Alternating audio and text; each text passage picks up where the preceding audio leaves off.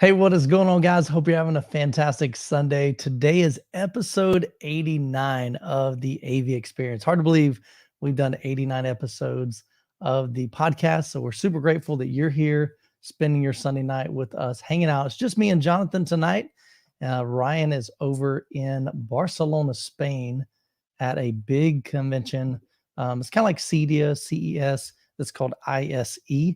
So it's a big, big deal over there. So kind of jealous, man. I've never been to Spain. Have you, Jonathan? I haven't. Dude, that would be cool. One day I'm going to take Jessica. I got invited, I think, 2 years ago, and a company was willing to sponsor me and fly me over and make some content for them at the show. And I'm like, dude, that'd be awesome. I got to take Jessica, this would be a cool trip. And then all of a sudden we start getting word that there's like war over there. I'm like, I think I'll pass this year. I'll come next year. I wasn't really ready to be in the middle of a war. So, but it ended up being fine, but didn't want to take any chances. So, well, guys, we're going to have some fun tonight. We're going to jump right into it. Tonight, we're going to actually have kind of two topics. So, John, let's talk about kind of what you've been doing over the weekend.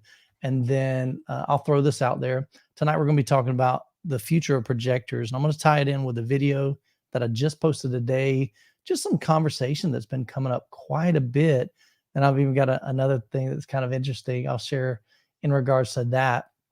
And then, of course, you got general home theater questions. Drop those in the chat, and we'll get to those after we talk about these two subjects. So let's jump right into it. Jonathan, you've had some fun this weekend. You said your week was a little bit more laid back, and you had an opportunity to finally do some really cool stuff in your theater room, do some testing. Yeah, And, I'm still just testing on where I want to land with like my sub layout, my transducers and so forth. So you remember a couple weeks ago I talked about directional bass, and I've been doing this couple stacked towers here, trying that. The towers are nice. There's like a wave that can come over you from those 2-point sources, and when they're time aligned, they're both at 12.4 feet as set by Odyssey. There's something to it where you feel like a more impactful, even a feel in your ears, like a wave of bass that comes than my normal arrangement, which is a semicircle up at the front and then the near field. However, it's just not as tactile. So it's a different type of tactile. It's more like how would you describe it? It's as if you think it would be. It's like more of an impact in one direction, but it's not as much shake or feel in that sense. So I still need to have some sort of near field or some sort of thing. The butt kickers are great, but I only like them down low because up high they feel artificial. So I still need something like to give them that feel at, say, 30 hertz and up. And I've been playing with different things. I tried a 12-inch sub on the ground, Jammo D650 that I had on up hand in another room. Yeah. It's too low. So with the 12-inch sub on the ground, probably a 17-inch box or something like that, square, it fires, and you can feel it firing directly into like the bottom of your rear end. It's not high enough to catch your back and feel natural. So I don't like that. So my daughter and I were experimenting with it, like raising it up. Can it feel good if you raise it up? And the answer is yes. I was talking to Sheldon a little bit, and Sheldon has mounted drivers on the back of his chair. So here's a 12-inch driver, shallow mount. That's what I used to have under my chair in my old setup. They won't fit under here. And here's the infamous JBLs that everyone likes for $30. Right. Best Buy once a year or so, Black Friday sales. So my daughter and I were kind of holding it up, trading it, putting it behind the seat, changing proximity, feeling where the feel is the best. And I think it really is the best when it's either real close or mounted directly on the chair. So part of the interest that I have is closing the gap between my front and second row for sound imaging purposes to get the seats as close to as possible, so there's not as much variance in there with boundary gains and room molds and nolds. And I think if I use these instead of like a big 20-inch cab for near field, then I can get some of that same feel that near field allows without having the big space between them.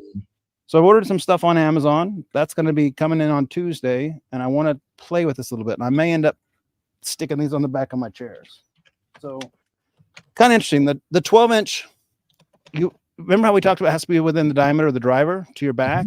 There's really truth to that. And it may not be exact, but if you pull that back very far from the chair back at all, it really starts fading away.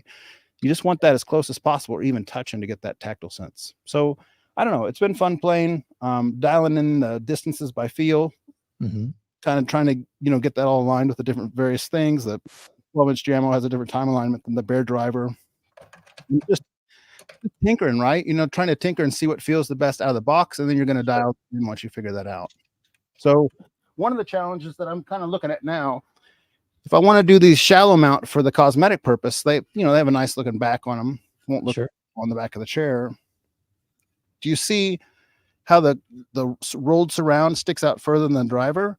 Yeah. So you can't put that directly against the back of the chair because the surround would be impacted. So what I ordered from Amazon are some spacers, subwoofer spacers. Okay. And, stacking a couple of them will give me 1.5 inches. They're 3/4 of an inch otherwise. And then I can get this pulled away from the chair a little bit and screw it in. So I've taken off the back of one of the chairs a little bit just to kind of see how I can mount it on there. I think I've got a pretty good game plan on that. It hurts me a little bit to tear up these brand new chairs. That's what I'm thinking, man. You just got these, and you're going. But ultimately, they're for home theater, for enjoyment. So if I can increase my enjoyment, then I think that's worthwhile. A little painful, but it's kind of neat still at the same time. Still going to be easier moving that pole behind you. Yeah. Dude, that's awesome, man. Who was it over here? Oh, where was it? I gotta scroll up. Yeah, Justin says you need to couple all of them together in one corner. That'd be a ride, man. Well, I will tell you this too. Yeah, my room has been pretty rattle free. Like I kind of pride myself on that. I tighten things down and stuff. Nice. Putting those subs like that where there's a wave, it's activated lots of rattles I didn't have before. So I have to do that all over again if I keep them this way. Yeah. Cool, man. So I'm glad you got a chance to have some fun. So a lot of times we work and work and work, and we're tired, and then we don't have an opportunity to do what we love, and that's play in our theater rooms, and so it's always nice when you do have some downtime and can do that. I like it, man. Cool. So let's go ahead and dive into it. Anything else in that area, Jonathan? No, we'll have to figure something out with these stacks, because if I get to play in bass at reference, the stacks like try to inch along, like they start caterpillaring out from the top. Whatever, dude. I'll need to figure out something to make sure they're secure and don't topple over. That'd be horrible. Yeah, man. Could you imagine though? That'd be bad. Oh, well, Mark Seaton told me one time that he uses a product called Earthquake Mat, which is kind of like a sticky neoprene or something, and you put that between, and it will prevent it from falling off. Cool. See you, FOMO. He popped in for a minute. He's heading out to dinner. I love it, man.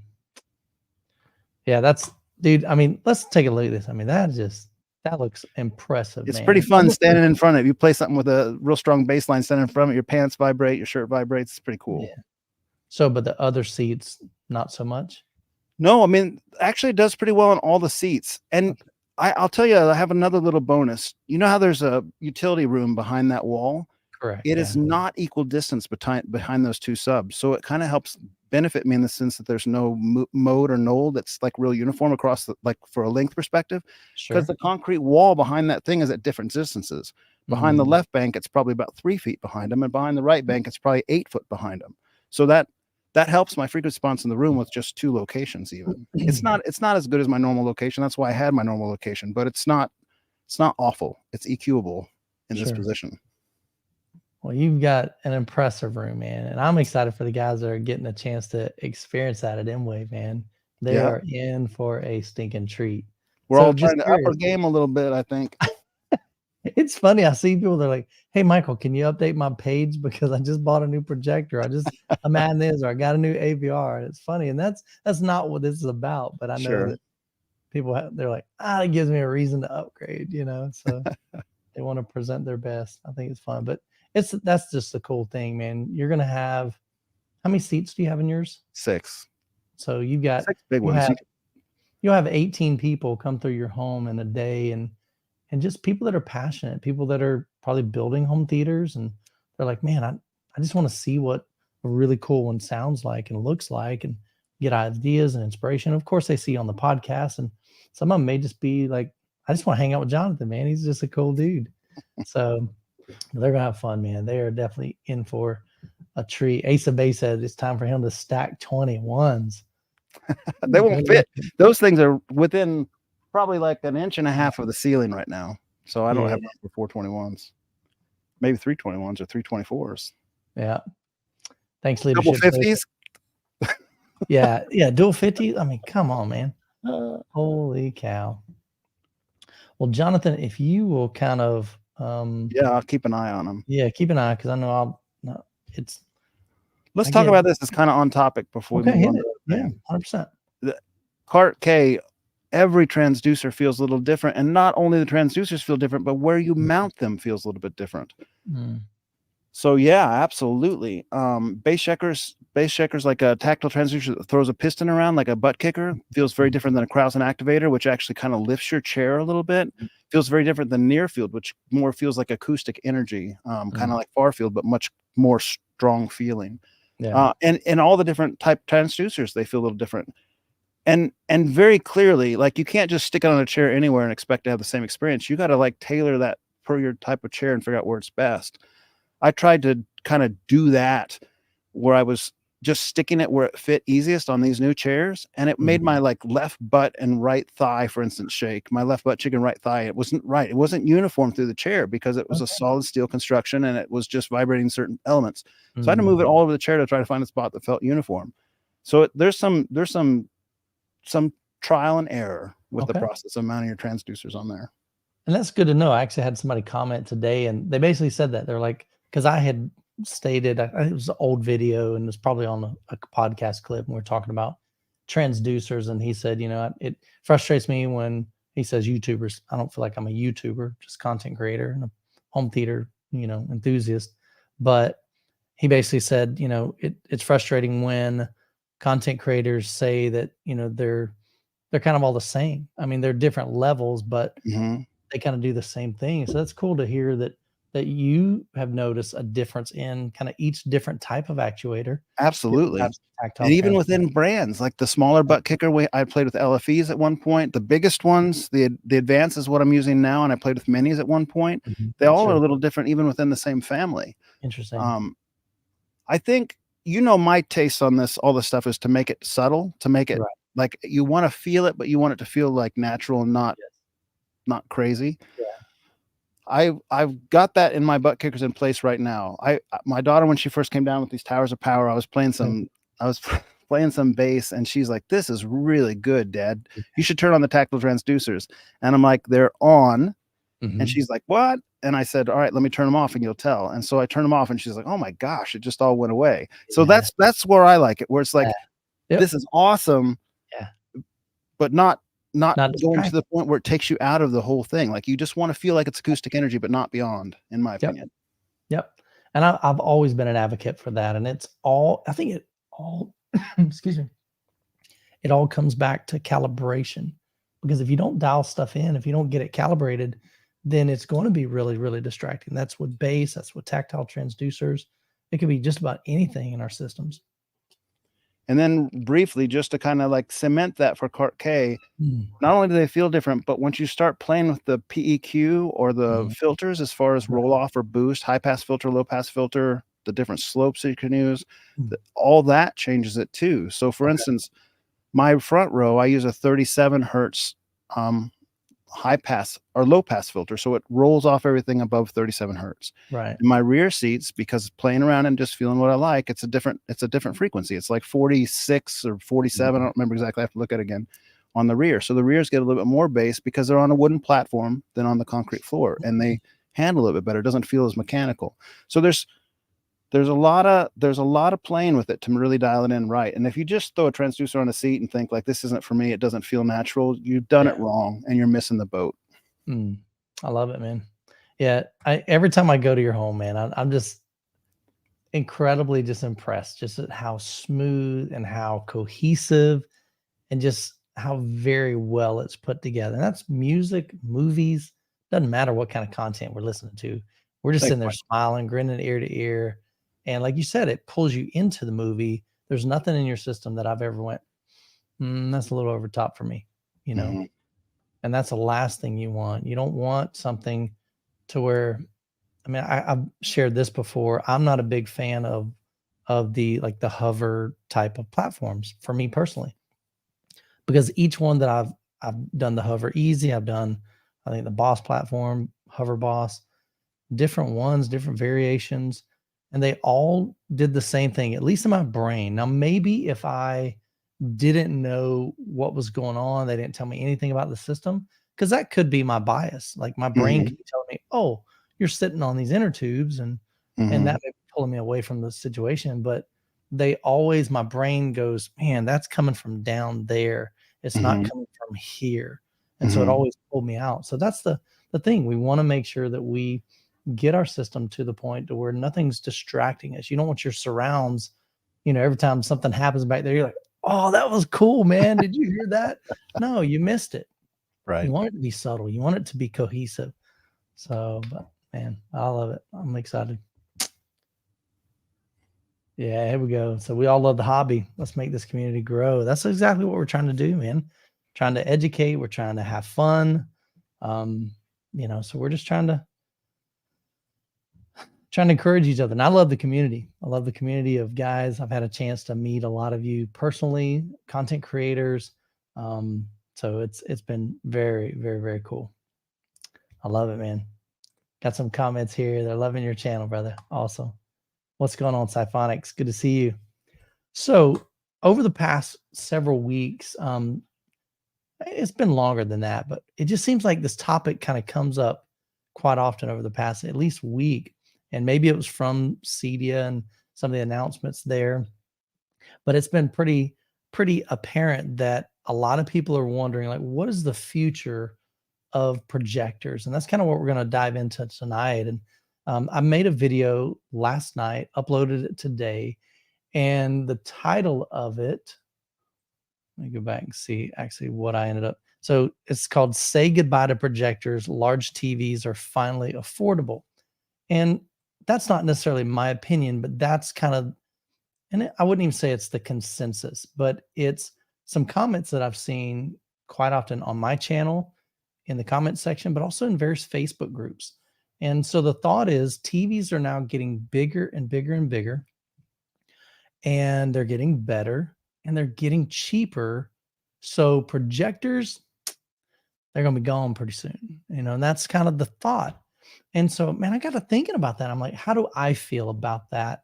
And so I made a dedicated video. I encourage you guys to go watch it, on that. But I just thought it was kind of an interesting concept because, and what I'll do, I'll share my screen. So when I do this, Jonathan, you'll definitely have to see the, because I'm just going to share my whole screen. Sure. Instead of tabs, because then I'll have to bounce back and forth. Let's just do entire screen. Boom. All right, cool. So, all right. So the first thing, so you guys should be able to see Best Buys, right?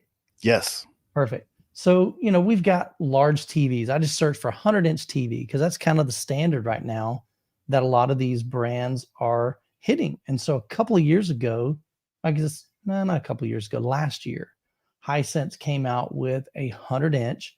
And it was about, initially they told us at Cedia it was going to MSRP for like 10 grand, but they would probably launch it at 5,000. At first I'm going, dude, that's a big gap. I mean, how do you go from 10,000 to 5,000? But nonetheless, they launched it, and I don't even think it was 5,000. It was a lot less than that.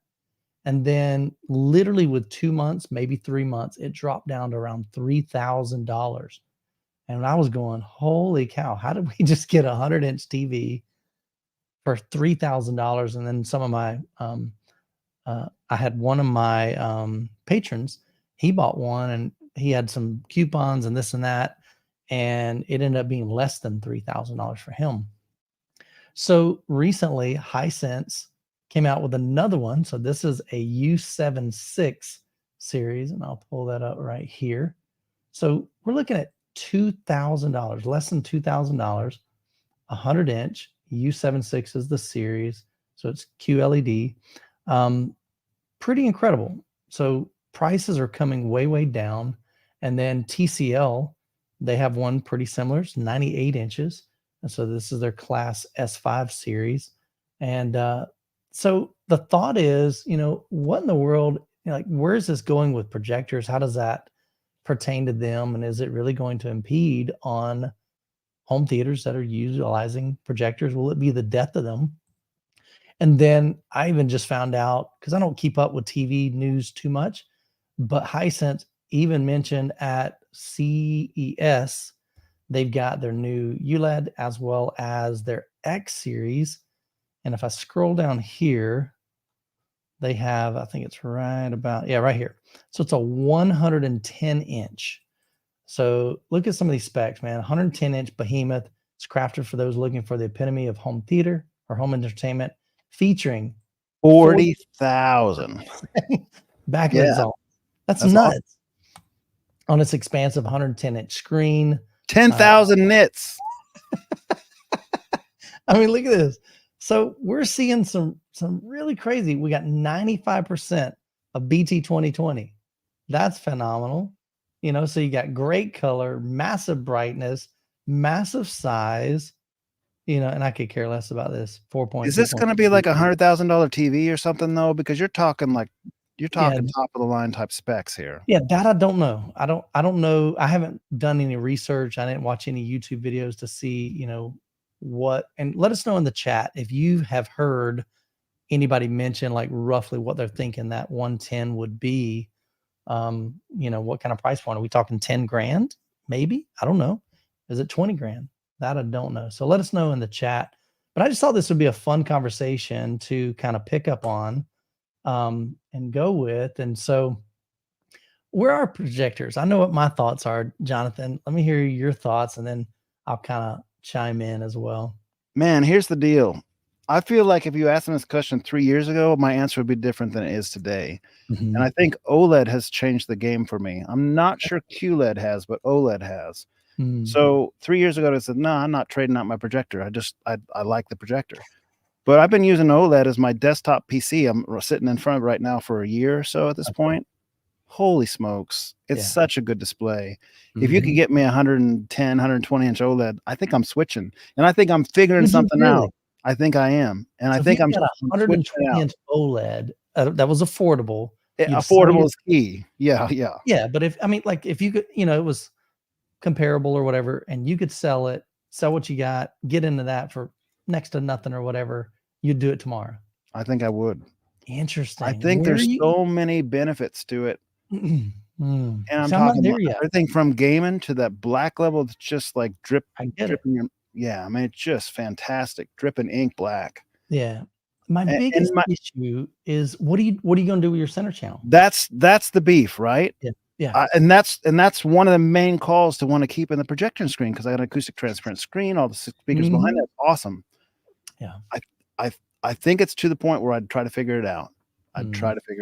Like it's gotten the OLED quality has gotten to that level to me. Oh, they're cool. I mean, and no, I don't think anybody in the projector world, because you got some people that are TV guys and some people that are, I'm always a projection guy. I got both. I mean, I've got a basic TV in the living room. It's one of Hisense's budget, 85 inch, U7H. And so I think it was like $1,500. So we're not talking big money there. It's not one of your $5,000 OLED TVs, but the difficulty that I have with the large format TVs is where do you put that center channel? Now, some brands are trying to, like audio brands, are trying to figure out some workarounds, and they're doing some creative stuff. And we talked about this on the podcast before about placing a center channel on top and a center channel on the bottom, and they try to image those and do some phasing and different things. And I haven't experienced that yet, so I don't know how believable it is. I kind of question how will that impact a multi-row seating arrangement. So if you got 2 rows or 3 rows, can you still get a good center channel image with, a top and bottom? Is this only good for that primary listening position? Those questions I just don't have answers to.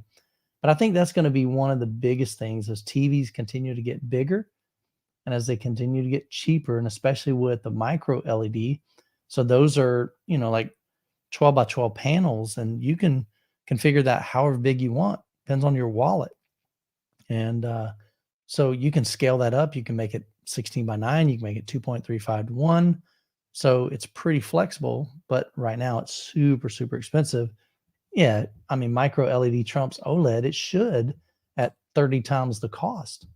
Does it though? I haven't I've seen some mini LEDs, and I haven't seen it trump OLED because I haven't seen it get as black as OLED. Is that true in your opinion? Yeah, honestly, I don't know. Again, I'm not a TV guy, so I don't really know that tech. I've seen some. I saw the wall, Samsung the wall at Audio Advice Live, and it's a nice display. It's a really nice display.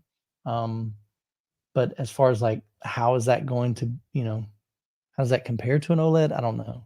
It'd be nice to kind of see that side by side. But yeah, so that's the biggest thing right here. Is just what do you do with that center channel? The cool thing is, think about this. I mean, technology advances and it's advancing very, very quickly. And so manufacturers they've got to realize like, okay, the home theater community needs an answer to this. They need a solution. And so I think we'll begin to see more brands, it's probably going to start at the top end, Trenov and Storm. And then hopefully that technology will, dwindle down to the kind of the common folks, the Denons, the Yamahas, the Onkyos and things like that. So I'm curious, to see where this is going to lead, but I just don't see anytime soon, like projectors are just, 2 years, projectors won't be a thing and nobody's going to use them.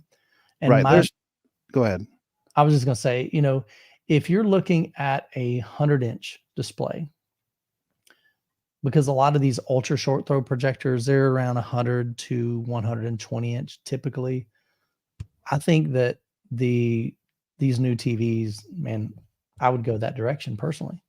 But when it comes to 150 inch, 160 inch, 200 inch screen, you're just not going to be able to get that in a TV affordable. And then again, like I said, the bigger you make that TV, where do you put that center channel? So if you only do a single center channel, think about this. If you want to try to keep the center channel at ear level, if you want to kind of have the tweeters almost in line with maybe your towers, if you got a horizontal center, how are you going to do that? Okay, that means you got to mount your TV up high. That's not ideal. And now that you've gone with a bigger TV, the top of that TV is like at your roof, so it's just, I think there's just some challenges. So I'm curious to see how the brands will address those issues, because I think they're legitimate concerns from the home theater community, but it's exciting times. It really, really is. I love the fact that we've got technology. And if one day projectors go away, guess what? There's a lot of things in my lifetime that have went away. We thought laser discs were going to be the jam. It was for a couple years, mini, what were those things called? It was like we would do it on mini disc. So it was like digital audio. You could make your own little mixtape. We were like, dude, this is the future. Then CDs came out like the next year, and it was like, okay, that didn't last for long. So, I mean, technology changes. And with that, sometimes we say goodbye to some great products. And so I know time will tell and we can't read the future, but I think that projectors, I just don't see projectors going anywhere anytime soon. I would agree. So how do you projectors do seem to be slowing down because manufacturers are moving towards ultra short throws. It sure seems like more concentration there. That used to be the niche item, but that seems to be increasingly the mainstream item because the ambient light rejection screen, because of the ease of potentially just kind of not having the long throw in the room and figuring out that kind of placement in most living rooms, all that kind of stuff. I personally feel like projector technology has sort of been stalled, as sad as it is to say. And I'll point to our January shootout that we did a couple years ago at Ryan's house, where JVC RS420, that projector is close to 10 years old technology. Correct. Yeah. It actually beat on one test a JVC NX and NZ8. Was it NX or NZ? I don't even remember now. NZ? I think it was NZ on one test. Yeah. Now, wait a second. If that doesn't tell you the technology has stalled a little bit, think about it. Yeah. And that was actually another part of this conversation I wanted to have is, where do we go with projectors? I mean, in some ways, I think we're getting features that we don't necessarily need. 8K. Okay. I mean, that's cool. But do we need 8K? Can we really see the massive benefit of going from 4K to 8K? Maybe not. Depends on the size of your screen. There's How probably a lot close of you different sit. Yeah, factors, yeah. you know? So I'm just curious, like, what is the future of projectors looks like? Because they need to keep advancing, or people don't really need to buy them, you know? I mean, we know they can get brighter. That's a good thing. And they But need to. And they need to. With the sure. realm of HDR TVs going up to 1,000 nits standard, and our projectors are sitting at 150. Come on, we need And to go some bright. at 10,000. That just blows my mind, man. Yeah, there's a big gap, I think, between brightness for sure. And the ones that are light cannons, what I like to call light cannons, they struggle in the other areas. They struggle in the contrast. They struggle Yeah. in, you know, color representation. So I think there's definitely some And that's like improvements. that's a hardship on the technology itself, right? Because if you make those bright areas of the image super bright, because it's just a flat surface, it's going to spell over into the dark areas. You're never going to get on this reflected screen the quality you can get on an actively emissive screen or whatever that, you know, a TV has, because it can turn it off and it doesn't splash over. Yeah. So my take is we're up against the limits of the technology. Like Epson's black floor hasn't changed in 3 or 4 generations now. It's been pretty much steady, and they're not making them brighter for one reason or another. They're all kind of like 2,500, 2,700 nits, maybe 3,000 on the top end JVC. It's not like we're jumping to 5,000 nits or 7,000 nits. Not nits, lumens. I'm trying to say. It's not like we're making these big advancements, and there must be some reason behind that. Maybe it's because it torches the contrast. Yeah. Maybe it's because it makes the projector too loud.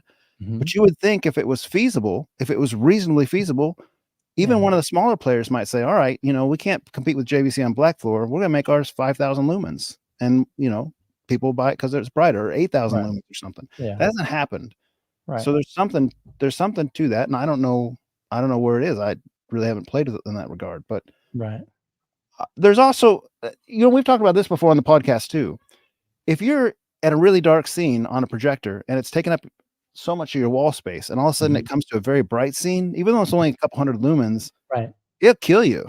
You're like, you know, it's too bright. So there's something to that too. It may just be that, you know, with a TV, your lights are on, so those 1,000 nits don't kill your eyes like a couple hundred does. Sure. But at the same time, I mean, like we're talking about OLED's inky blanks earlier. There's also a very awesomeness to the brightness. Like I'm looking at this OLED in front of me right now. It's so bright white. It's beautiful. Like projectors can't do that either. Yeah. So I'm looking at HDR. I mean, this is like my eyes are thinking, how can it get any better than this? And I don't feel that on projectors. So regardless how much of a projector, I've never seen the $400,000 Christie there. Everyone says it's pretty close. I'll be honest, dude. When we cranked that up, it was right. I forget what level of nits. I think Brian said 500. It was like, oh my golly, it's like looking in the sun in a way, man. I was like, wow, I'd never seen a projector that bright. But you're right, it's like a $450,000 eclipse. So that's way on up there. Asa Bay says, I would think UST is going to evolve to compete. You know, it really needs to evolve to compete with the larger TVs. You're exactly right. Because to me, I've only seen like 2 really good, what I would consider really nice ultra short throw projectors, but I don't think they're still the level of TVs. So they definitely need to evolve. But again, I'm just wondering, is there a need? To me, where the USTs fit great was when big TVs cost tens of thousands of dollars, 10, 20, $30,000. And ultra short throws came on the market and we're like, we could do that for $4,000. And you're like, whoa, I can get a 120-inch TV in my living room. And they were even kind of classifying them as, I think they called them projection TVs or something like that. So they were trying to market this as an alternative TV, even though it really wasn't a TV, it was a projection system. So, but I'm just questioning now, are they needed? You know, is there any benefit now that we've got 115-inch TVs on the horizon? You know, again, I think somebody had mentioned, a couple of people, that's going to be announced at about $10,000, maybe $11,000. So that's still on up there. So it may be another year or two before that comes down to about the same price as the ultra short throw projectors. And I think they are really, once they get to that point, ultra short throws need to be figuring something out. You know, they've got to get better because they will absolutely get taken over. And I think they will go by the wayside if they don't provide some things that maybe a TV can't.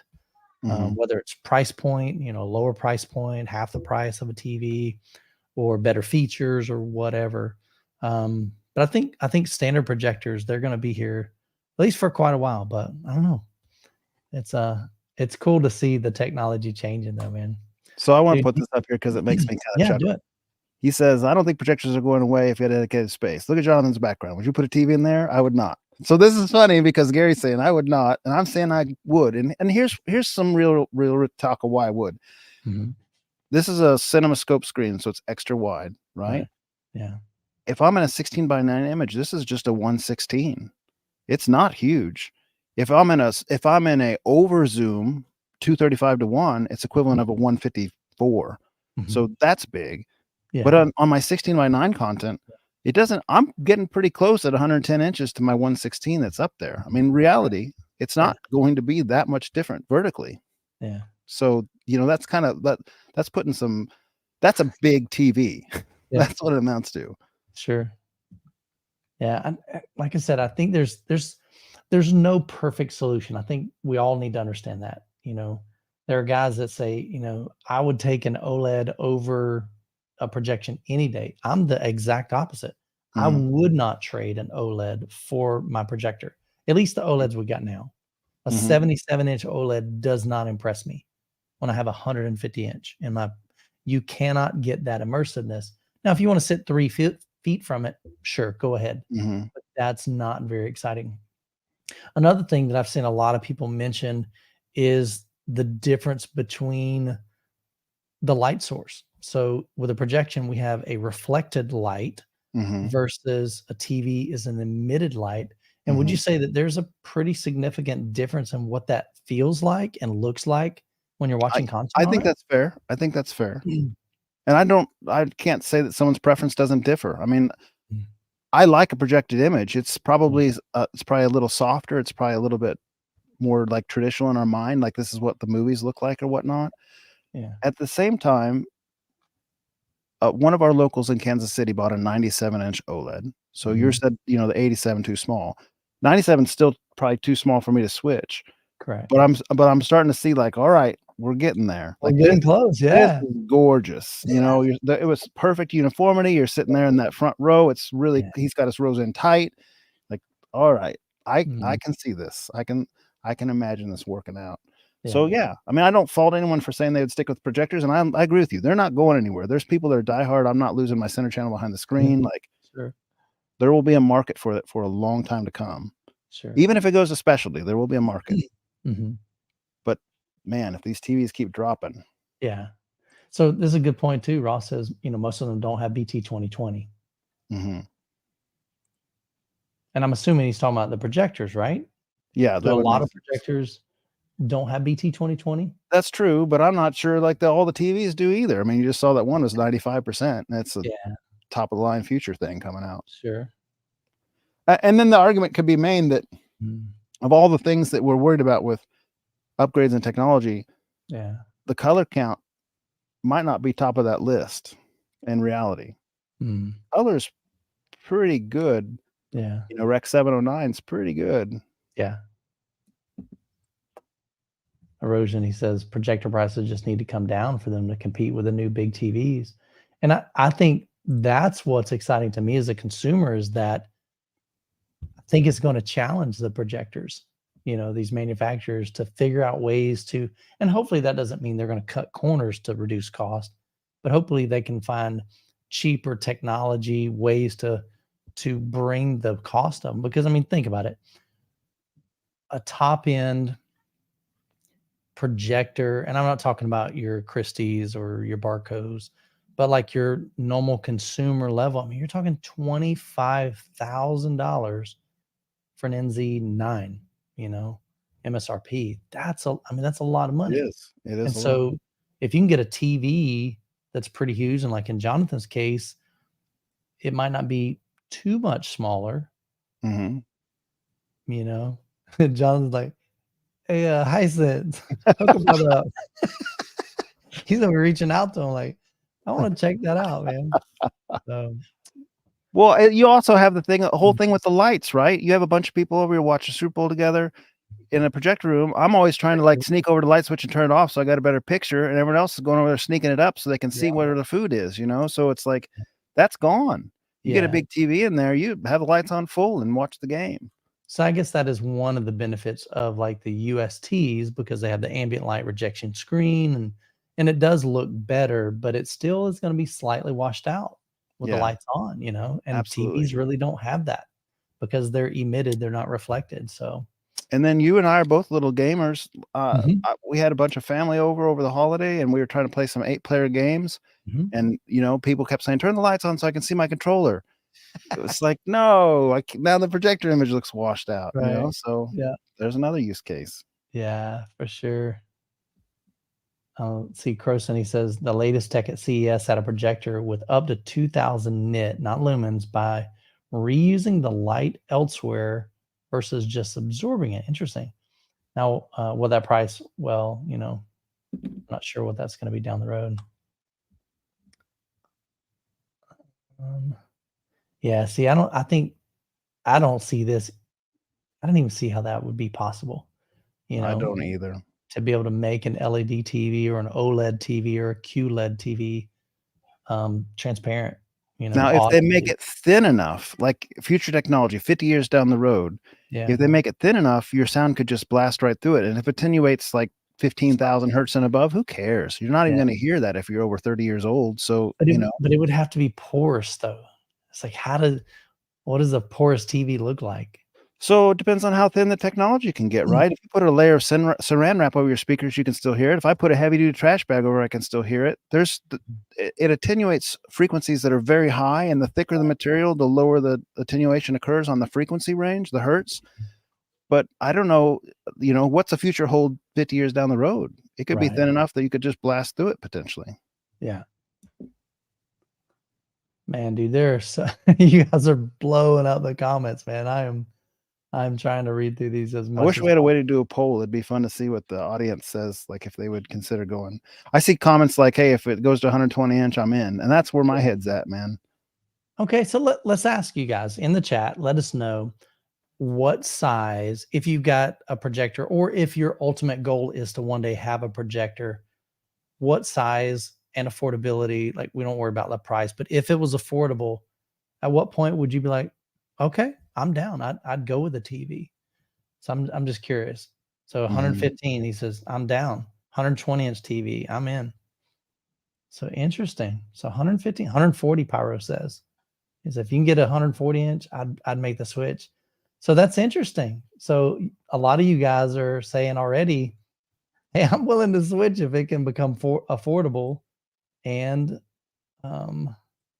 my goodness, man, there are so many comments. Yeah. Yeah, I'm trying to scroll through, but I'm like, oh my goodness, it's hard to even just keep up. So here's somebody saying, hey, they're happy with 110 and they're 60-50. So they're not switching. They're not switching even though they got the 110 already covered with TVs, or we're getting right there. Yeah, and then you got Wrath. He's like, nah, man, I need big time, man. I want 150, 170. Yeah, man. 150 inch, Randy says. 250, Frank B. Woo! You're an overachiever, my friend. Size of a barn. Yeah. Ross says he wouldn't even switch. He's like, but it's cool, right? He likes what it's bringing. Man. And I think you brought up a good question. I love having a 2.35 to 1 aspect ratio. When I built my theater room, that was one of the first things that I really need to figure out, because I knew that was a big decision to me. And there's two things that kind of made my decision. Number one, I'm primarily just movies. I don't watch sports, none. I mean, like zero. Congratulations, the Chiefs. I think they won. Yes. I saw somebody mention that. I don't watch the sports, so I don't know anything about it. But so that was the factor. So I don't watch a lot of 16:9 content. I do game, like you said, but it's casual gamer, and having a big, I mean, I don't know what a 16:9 is on 150 inch 2.35. So let's say it's 130 inches. That's still huge, man. That's a big old game, especially for these blind eyes. So being able to do that is great. But the other thing, I just didn't want a bigger TV in my theater room. I wanted people to walk in and go, I haven't seen this. I mean, they've seen it at their local cinema, but they've never seen that in a home. And I wanted that type of expression. I wanted that type of immersiveness, just having that really wide peripheral. And that's one of the reasons I went with that. But we really haven't seen that come into play for the most part with TVs. We don't have manufacturers really making 2.35 or 2.40 to 1 ratio TVs. Do you think that's coming? Surely that's coming. Again, I don't know. Well, so part of me thinks that it may not come, and the biggest reason is because a lot of your streaming content is 16:9. So, but increasingly 2.0, right? Could be, yeah. So again, I mean, we're kind of hypothetically guessing what in the world this is going to, where this is going. But I think if they would make TVs in the wider format, you'd probably have maybe and bigger and affordable, down the road. Maybe guys like Jonathan putting his screen up on Craigslist and Facebook Marketplace and his projectors and swapping over. So, yeah, it seems like they could make a form factor of 2.0 with a TV, and if it's 16:9 content, you just cut off the top and the bottom. Yeah. Or give them an option to wedge it in there if you want. But for the most part, you could just cut it off, except for sports or tickers or news tickers, that kind of stuff.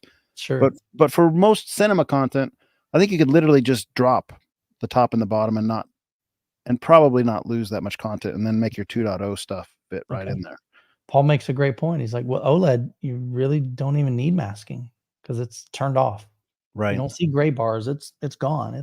And especially with your lights off, right, you may not even see the bars. So interesting. Man, this is like our biggest commenting. I'm scrolling. I can't keep up with this. I know. Well, the interesting thing is on my YouTube channel, same thing. I've got right now. So in 5 hours, it's got 5,000 views. And currently there are, where are the comments? It's so weird. Why do I have to scroll down?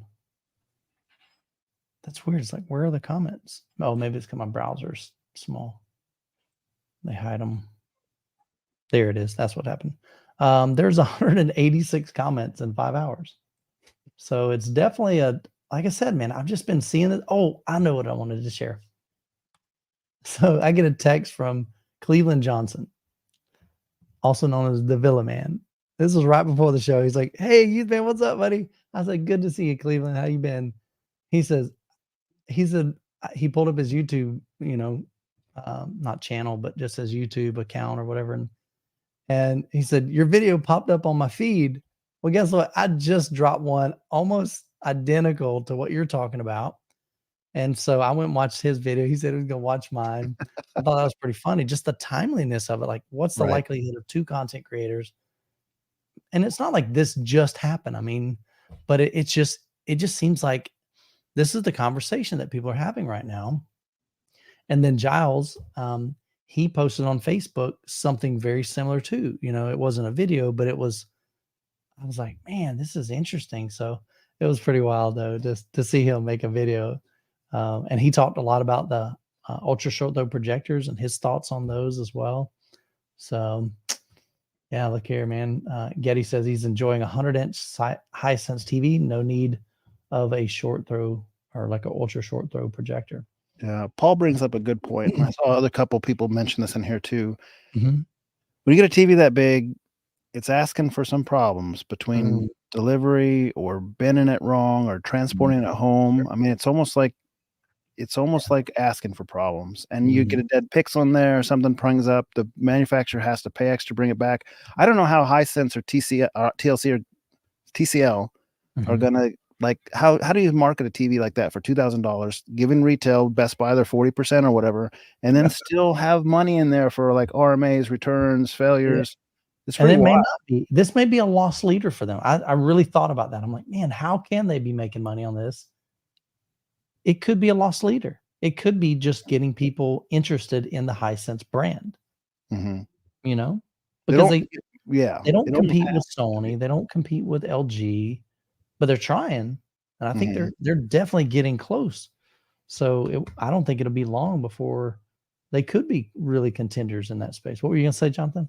No, I agree. It almost has to be a loss leader, doesn't it? By the time I you wonder. pay for that shipping space and shipping it around and Mhm. Hey, Ross says there's no way they're making money. Yeah, I don't know. talking about loss leaders, there's some crazy deals on receivers right now. We got to bring up. Someone mentioned in the comment. We should bring it to people's attention. Yeah, do Onkyo it. 6050, Yeah. 7 channels, HDMI 2.1, AirPlay 2, Chromecast, everything, all the fixings. Yeah. $300 at Adorama. Like Are you that's serious? $300. And there's a Denon, the 970, I think that's $350.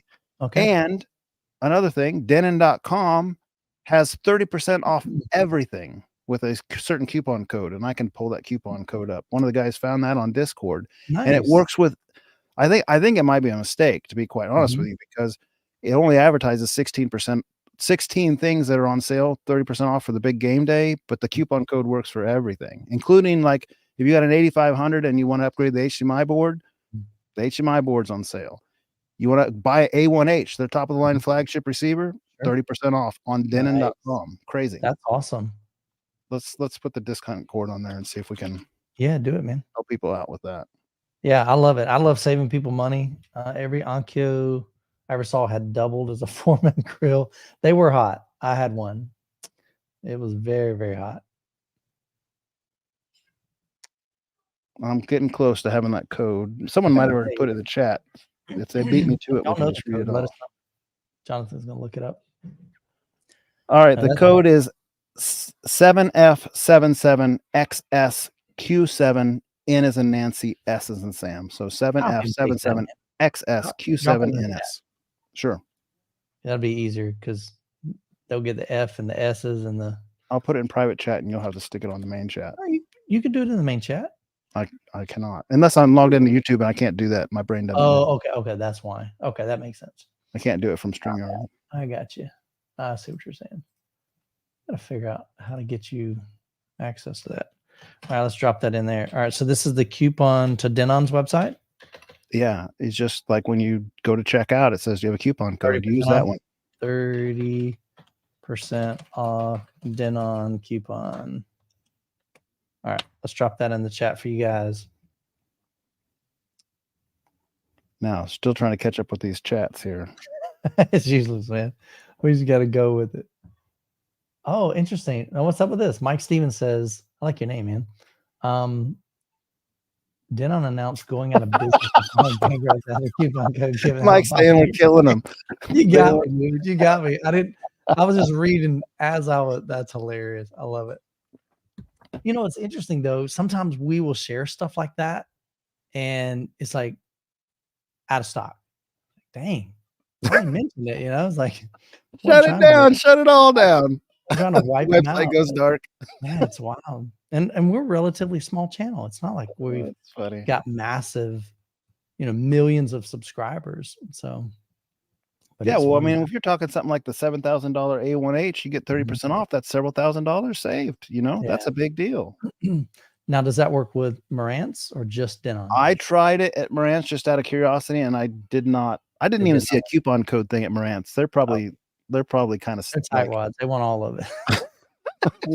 we don't allow coupons here. If you can find a place to enter the coupon at Marantz, you might give it a try. Okay. That's funny, man. I love it. Tony's joining late saying, what are you doing? You have to rewind to the beginning of this episode, Tony. We talked it over already. Yeah, man. Yeah, he's got some nice updates there, man. I love it. Cool, man. Well, like I said, we don't really know where this is going. I just think it's an interesting conversation to have, where are projectors headed?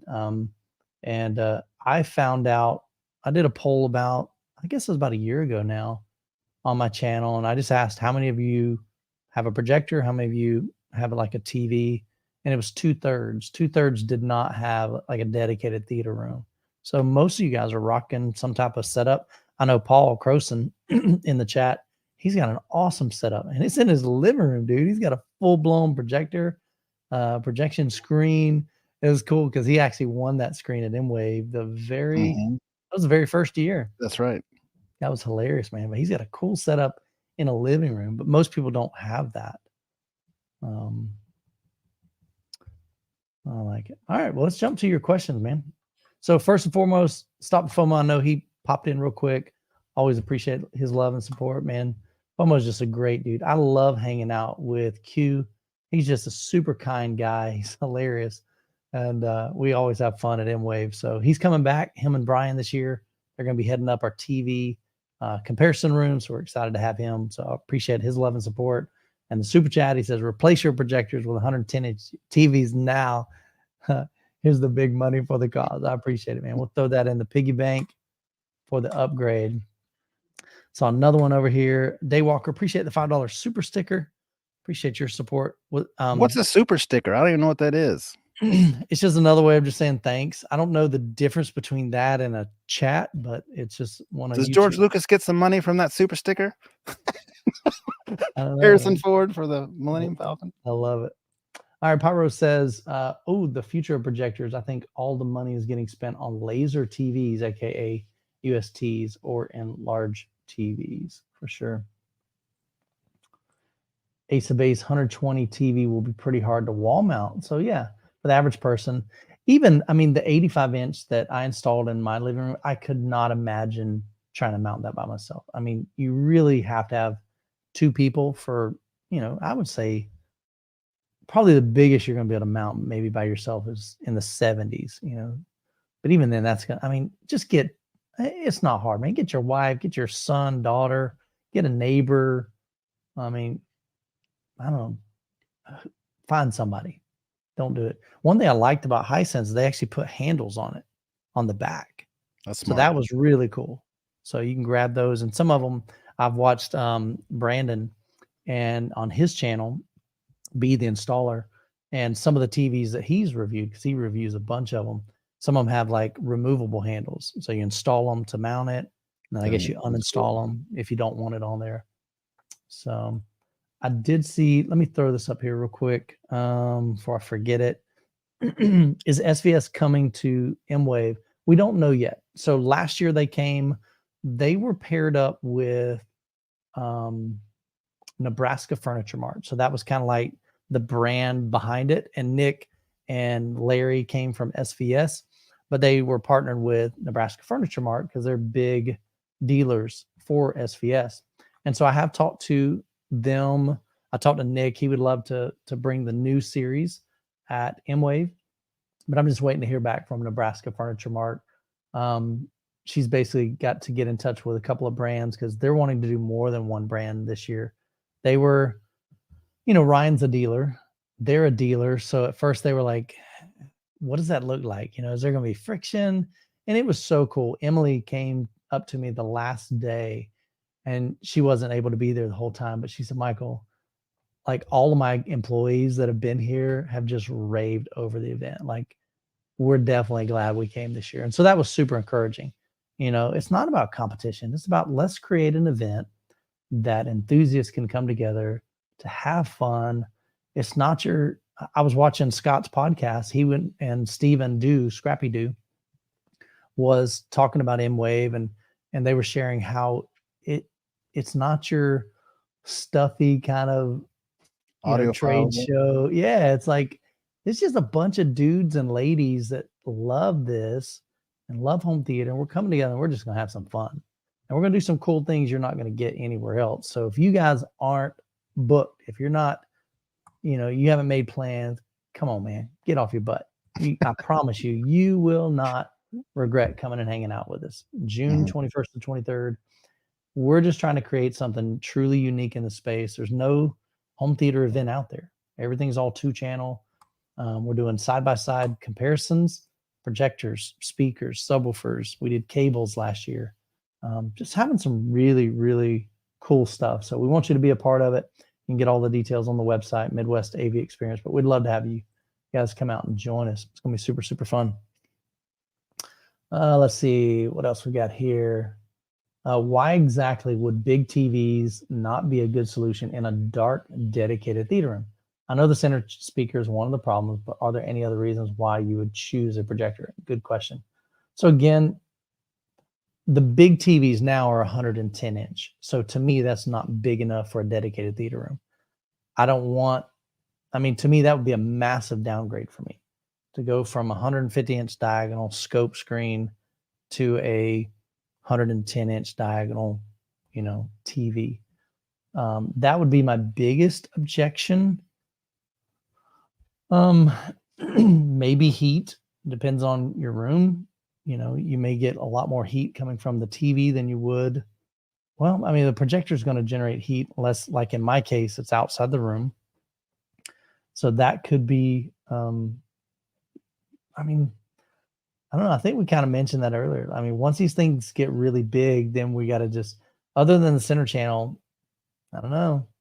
There's some definitely positives for it. So just depends on if it meets your needs. Almost says the Barco ultra short throw, putting out 2,000 nits with deep blacks is a game changer if they can sell it for $5,000 as promised. So that's pretty cool. So I believe Barco, I think it was Hisense. They were kind of partnering with a company. So they were basically taking the Hisense because they know ultra short throws, and Barco has their own technology for deep blacks. And they're like, hey, can we do kind of like this collab and share some of our technologies together? So that'll be interesting. I don't know when that's supposed to come out. If you guys have heard when Barco had mentioned that they're potentially launching that, let us know in the chat. So yeah, that definitely could be a game changer.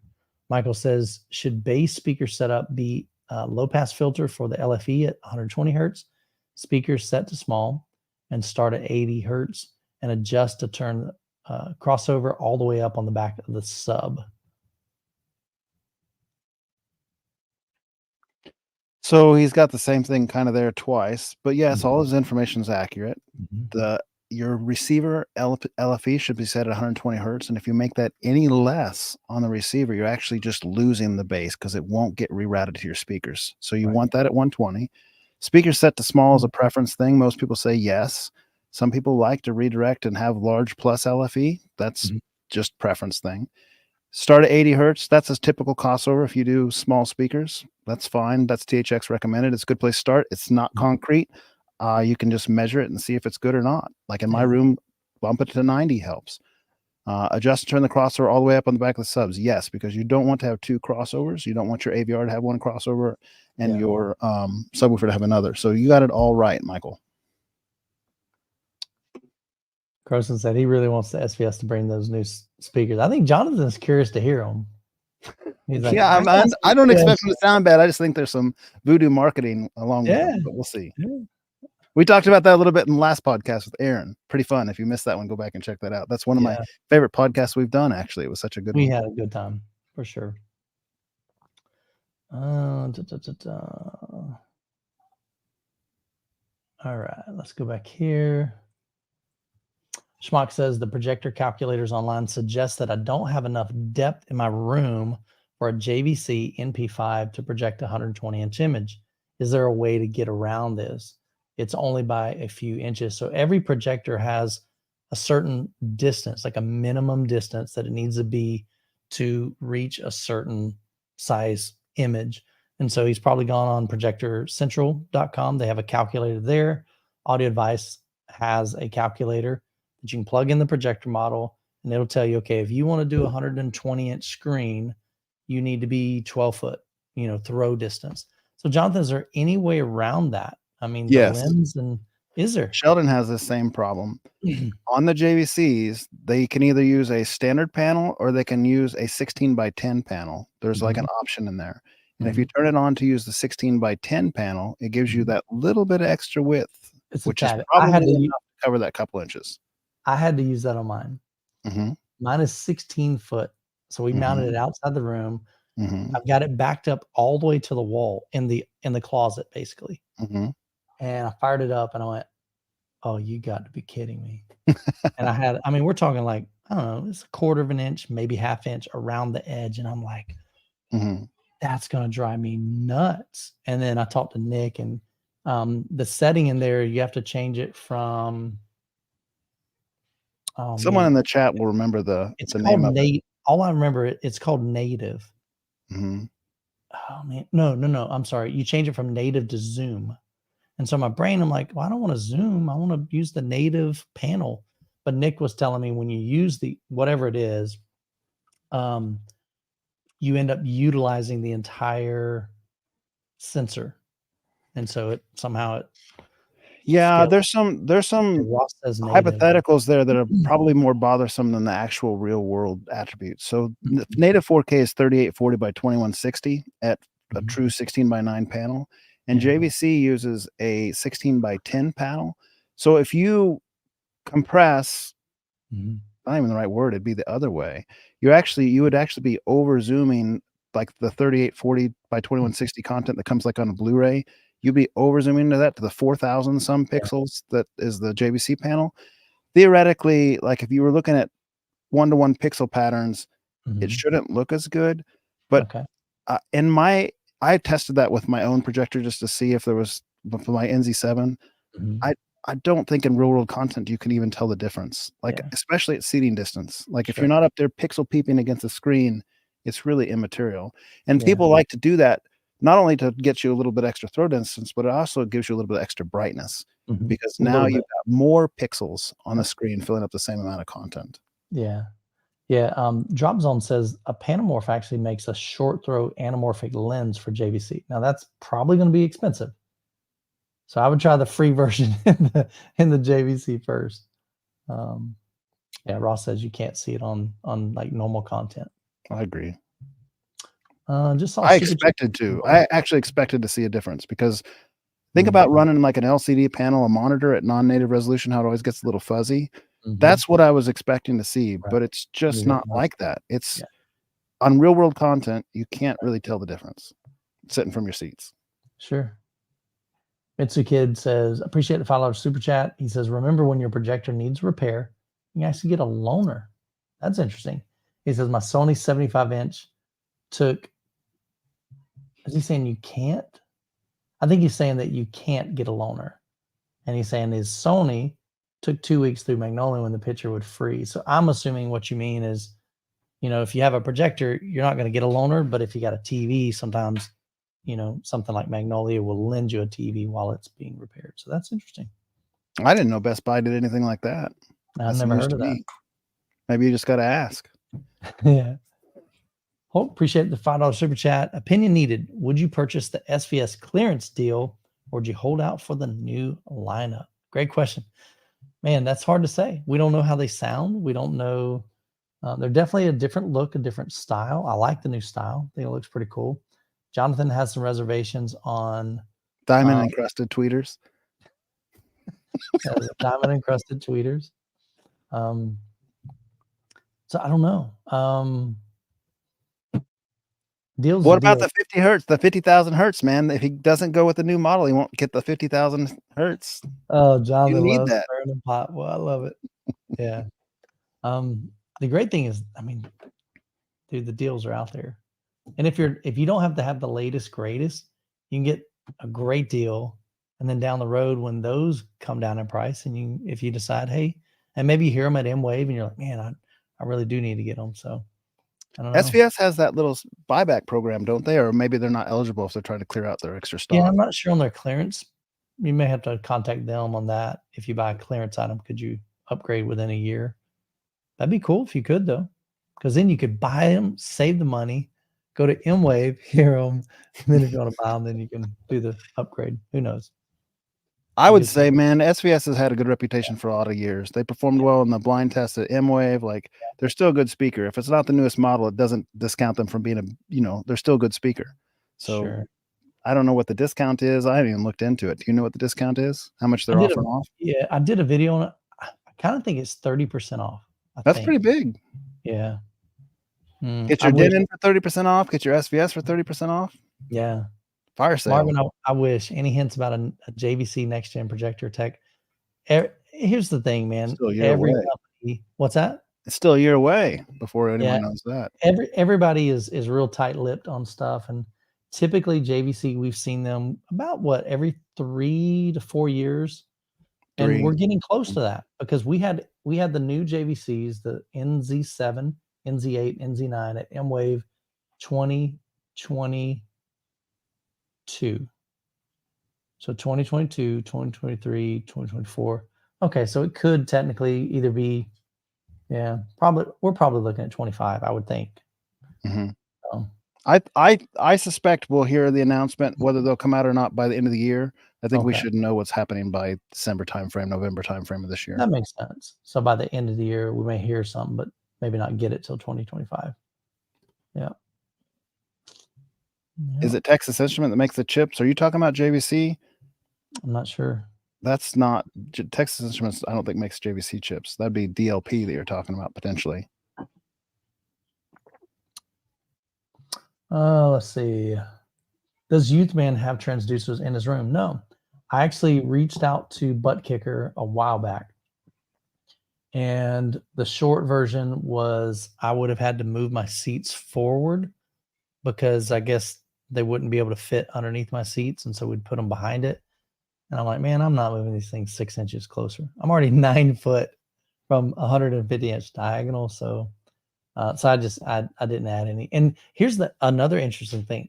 Almost every time when I have somebody visit my home, they they always ask, they're like, dude, do you have butt kickers or do you have like tactile transducers?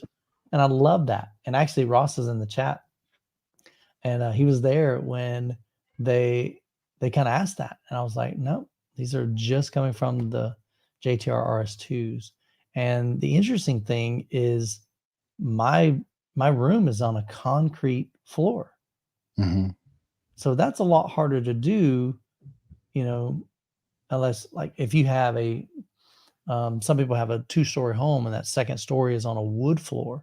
So that's a lot easier to get some tactile vibration from that. But yeah, so no tactile transducers in my room. I'd probably have to go with something like Croson because then they could fit underneath the legs. So Zachary says, learned about the new Hisense 110 UX like a week after finally buying my NZ9 for my 110-inch screen. Can't wait to see the price and the real world reviews. I have a feeling I'm going to be trading out. Interesting. Wow. You would trade an NZ9. Oh, okay. So he has 100. Okay, I see. So he has a 110-inch screen, but he would trade an NZ9. Yeah, but an NZ9 won't hold a candle to a modern TV. Even an NZ9 it just won't. But I think that's the key. His screen isn't It's massive. smaller. Yeah. Right. So, man, and you'd have enough money to go on several vacations too. So you'd have some cash left over. Chris says, anyone want to talk about the recent Denon? That was old because we did. Yeah. Christian says, what size driver is needed to reach reference volume for your LCR? Jonathan, do I remember you mentioning 8-inch was a minimum size you recommend? Yeah, but that's in real generic terms, Christian. So 8-inch, generally speaking, at most listening distances, all the standard caveats apply, will get you to reference volume from a woofer size, and 6.5 won't in general terms. But there are going to be exceptions to that. If you have a high efficiency 6.5, like a coaxial driver that's say 96, 97 dB sensitive, something like that, you probably can get there with a 6.5. Assuming you're not trying to talk about like 90 hertz and below or 110 hertz and below, like that type of bass frequency, those little small drivers won't get you there. But over the majority of the bandwidth, it would get you there if it's a high efficiency driver. If it's your average low efficiency driver, like some of the autofile tower, you're not getting there with a 6.5. You're just not. And you might struggle with an 8. But 8 at least is giving you the size to ballpark to get there. So you'll need multiple 6.5s or a single 8. It's kind of like generic advice. Yeah. Yeah, somebody mentioned suspended floor. That's what I was trying to think of. Jason says, Jonathan, I have an Onkyo receiver that lets me only adjust 9 EQ bands out of 16. Which range of frequencies do you boost, and which ones do you lower to get your smiley face EQ. He likes Sure, that. why is he saying he only can adjust 9 out of 16? What's that about? Yeah, Jason, what's the limit there, Jason? yeah, why are we limited to 9? Personally speaking, my preference, I raise up a tiny bit, or at least leave at 0 if you prefer, the Mhm. like 63, 125, 250s, 500. I just start tilting those ever so slightly. So there might be just a dB difference between like the 63 and the 250 or 500. By the time I get to 1000 or 2000, I'm down a dB and a half or 2 dB. Mhm. 2K is usually my low point. So I'm just talking like very minor. You can adjust this to taste if you want more than a couple dB swing. And then I'm bringing it back up. So at the 2, 4, 6, 8, 16, I'm at by 16 kilohertz, I'm back up to 0. And that's my smiley face. You might not Mhm. even like a smiley face. Just get in there and listen to your favorite music and play with that a little bit. Less is more. Do subtle changes.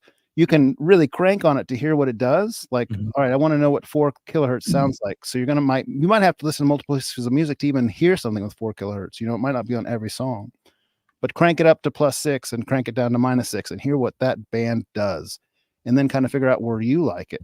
You might not like a smiley face EQ. You might like a Harman curve. You might like your own preference of curve. You know, some of them do like this type of number.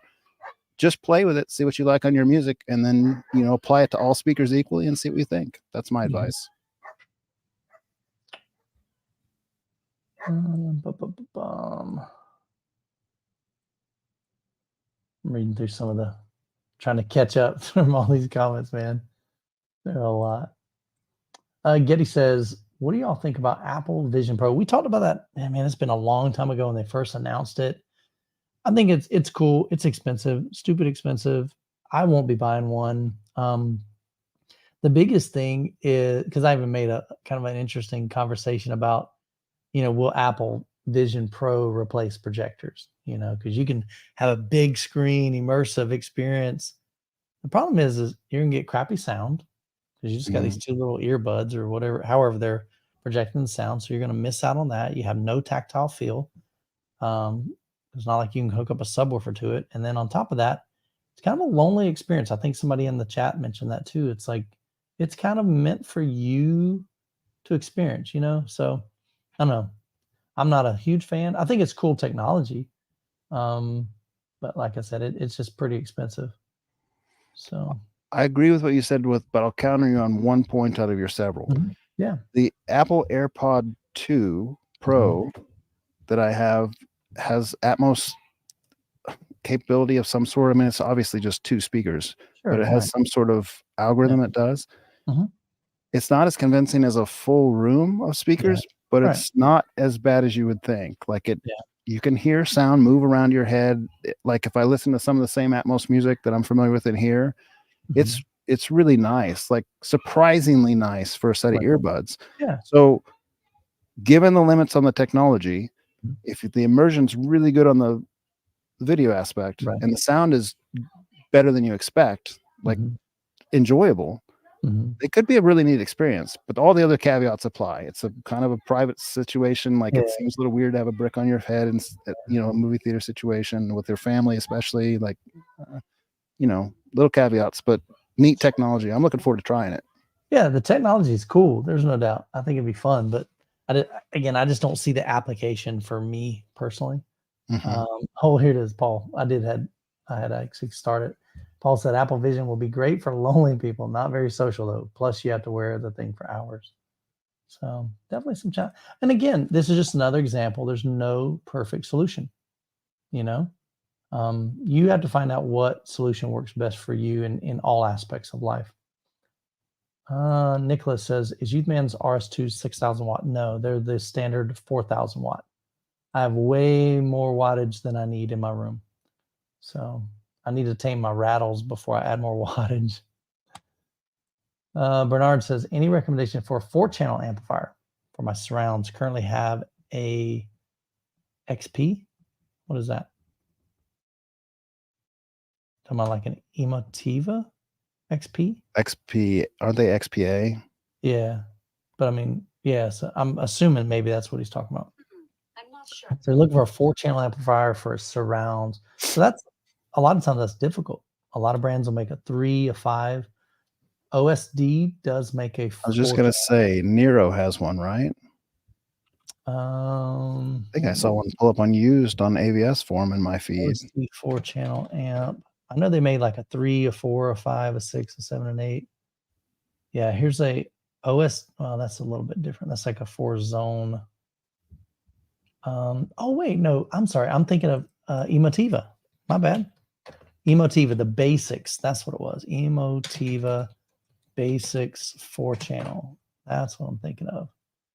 Yeah, it was called an A4. I'm trying to see if they sell it. Emotiva. There we go. I think I just found it. Yep. Emotiva makes one. Let me share my screen real quick. So this would be, I think this would be more than sufficient for surround channels. Hey, there's your 10% off. So 4-channel amplifier, not a massive amount of power, talking $560, unavailable. So you got to find it somewhere else. Specs on it down here probably. So you're talking 100 watts per channel, 8 ohms, 130 if you got 4 ohm speakers, all channels driven. So that might be an option. Jonathan, you said you've got another one, right? No, I looked it up. I think it's 5-channel for the OSD Nero. Okay.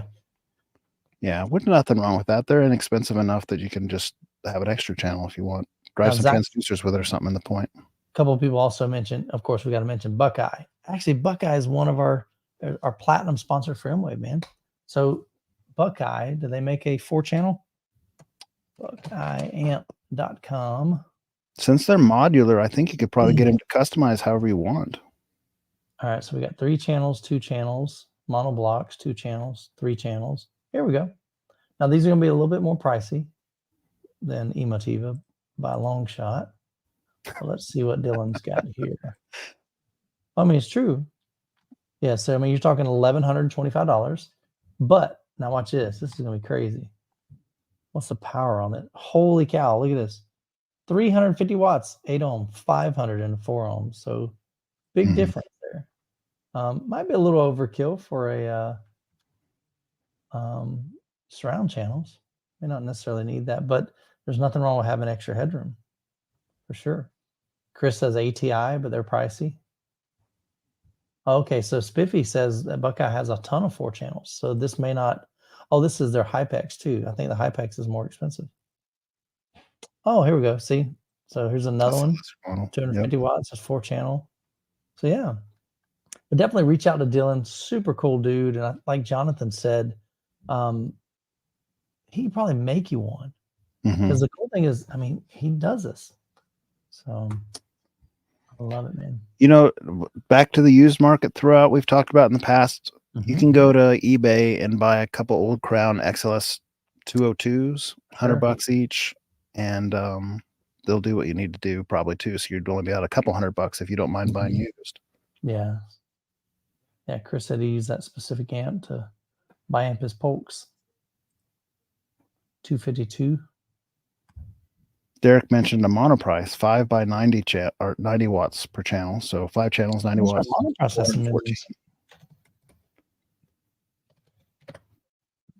I forget what series that was, but those are pretty new. I think I want to say Gene from Audioholics, he did a review on one of those. Outlaw Audio has a 5-channel amplifier. It's not a 4-channel, but they've got a 5-channel. $770, 120 watts at 8 ohm. Yeah. So, I mean, the cost is right. So if it's cheaper, you get more channels, just not use the channel or figure out something to power your butt carriers with it or something. All right, let's pop back over here. Yeah, so Ross is going back to, y'all are asking about JVC. He says, nothing yet on the new models coming, but I could rough off the JVC rep at ISE. Do it. And Ross is a big dude, man. Holy cow. He is. He's so tall, man. He's like Ryan, man. Just big, towering dude. Good guy. Let's see. Rick, building my room on a budget. It's taken hit. His budget has taken a hit on his room while building it. Have to cut back on my sub fund. So he's considering 4 Stark SW15s, maybe 2 Rhythmic F18s, solid choice there. I like 18s or a single JTR RS1. The setup will have to stay for a few years. Man, part of me is leaning towards F18. That's one I haven't heard, but I like Rhythmic in general. I like dual subs, you know. I think down the road, if you did the JTR, you'd want to get a second one probably in your room just to help, unless you just got one seat, you can get a great response. The Starks, I'm just not familiar with them. I haven't heard them. I'm assuming that's probably a sealed 15. That's correct. So, and they're not bad. They're actually, and they have a buy one get one free offer every once in a while. It comes by for $1,000 or so for two of them. So 500 piece at that price, there it's hard to beat. Yeah. So that's what looks like saying. The F18 is about $1,800 ish, $1,850 or so. Yeah. K-Man mentions this is probably the amplifier, the M5100X. So check out that one. We didn't really help that last guy, did we? We just talked about the prices, which you already knew. Yeah, I mean, the bottom line, he's going to have to do some research to figure out what's going to work. We don't know his budget, so. Man, here's the thing: if you could wait, if you're not in a hurry, and you could wait for one of those buy one get one free deals on Starks, getting 4 15s, that's not shabby. You could put them in the corners of your room to help conquer modes and nulls, and you're only out $2,000. That's pretty nice, because if you buy the Rhythmics, which are great subs, you're at $4,000, and if you buy the JTR, you're at $6,000 for a couple of them. Fantastic. Rhythmic and JTR are fantastic, but I don't think that Stark sub is bad, and I think the price is great.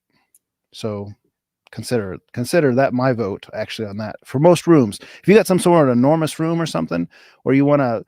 Your bass head and you just want to play it super loud like I do, then you probably might want to go to the bigger size subs, like Mike was saying, 18s. But if you're just, I think most enthusiasts, not even most bass heads, I think most enthusiasts would be happy with 4 15s. It's pretty fun. I mean, yeah, that would be fun. There's no doubt. So some of them saying Stark all the way, Page. Nicholas says RS1s or RS2s good for music. Absolutely. 100%. Yes. Good for music or looks like Giles did a review on the Stark, and then I think Haterade did a review on the Stark 15. So check out their channels, Haterade Cowboy and then Giles McCoy. Tony says, yeah, of course, but I'm biased. We know you're biased. I'm a fan, man. And then if you have a little bit of do-it-yourself capability or headroom, when you're starting to talk about 18s and 15s and stuff, there's options for you beyond the commercial sector. You can consider it anyway. You can go to your do-it-yourself boards. There's assemble yourself boxes, which are basically just jigsaw puzzles. Sure. And you just put it together. You don't even, in some cases, have to have like GSG audio. You don't even have to have clamps. You can just assemble it using like a tie down or a rope to hold it together. Sure. Drop your sub in there, and a lot cheaper that way, potentially. Yeah. So Ike has got the M5100X from Monolith, so he'll have that in for review. So check out his channel, Easy HT Tech. Ike, get on it, man. Crank it out. They need to know. And then Danny says the F18 is a great sub. Shane Lee did a video. So that's what's cool, man. I love promoting everybody. It's like if there are other content creators that are filming stuff that I don't have access to, go hit them up, man. And it was funny because when Villaman reached out to me today, I was excited that he made a video on the same topic. Some people would look at that and go, I can't believe he did. That's childish. I mean, really, let's stop and think about that.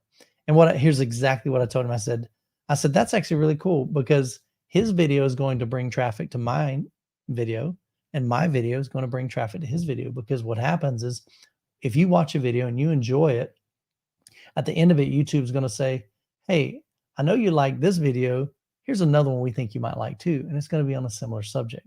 Or maybe tomorrow that's going to be on your feed, so I think it's a great thing.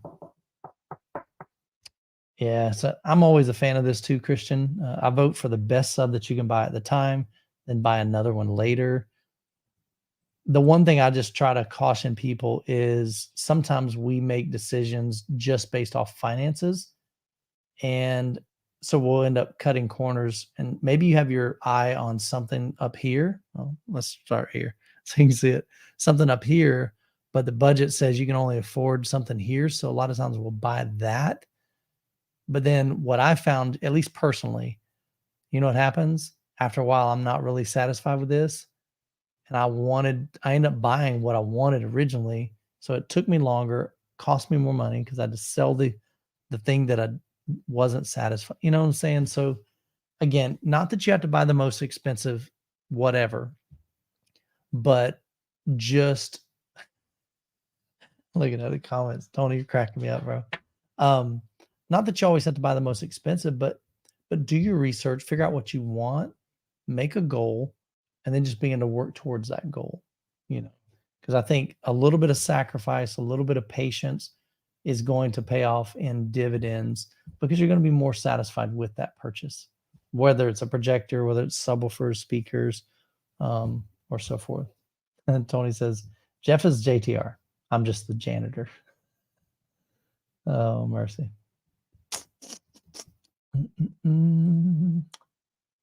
Let's see.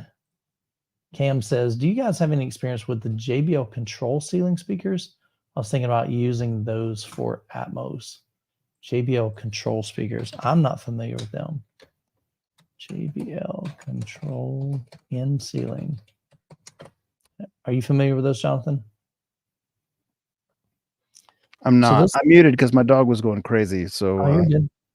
I'm not familiar with those. So the ones I'm seeing, these are contractor subwoofer or in ceiling. So let's pull this up here. Take a look at it. So about $340 a pair. So not super expensive. What are we looking at here? 6.5-inch driver.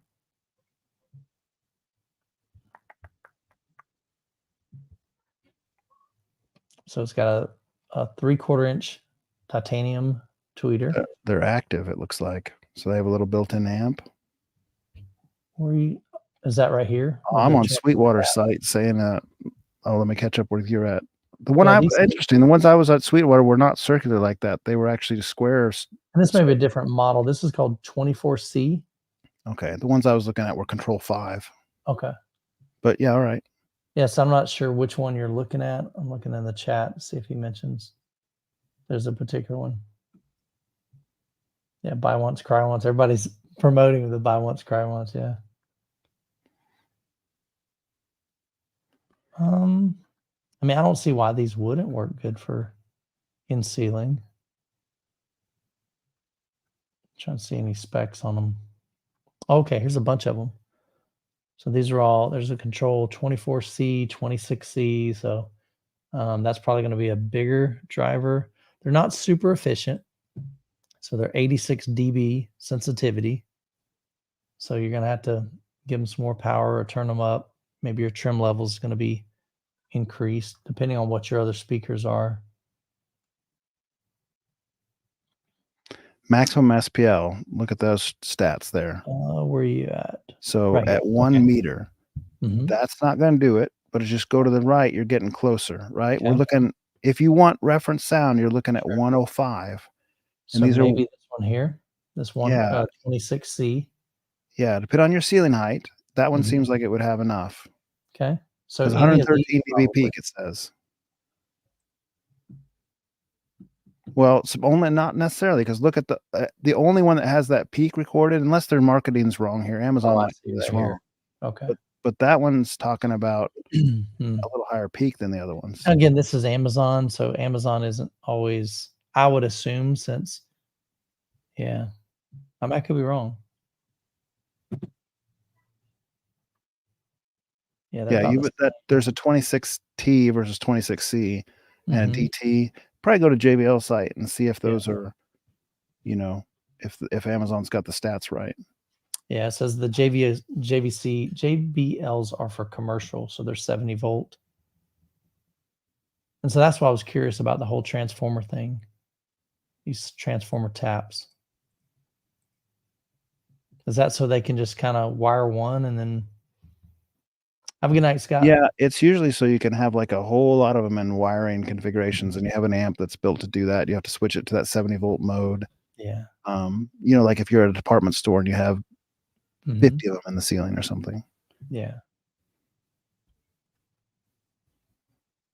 I mean, do you see any red flags for those speakers? No, you just want it to be the stats aren't really necessarily in my mind matching what we're seeing. So like 170 dB versus 113 dB peak. I'm surprised the peak's that much higher. That seems a little odd to me.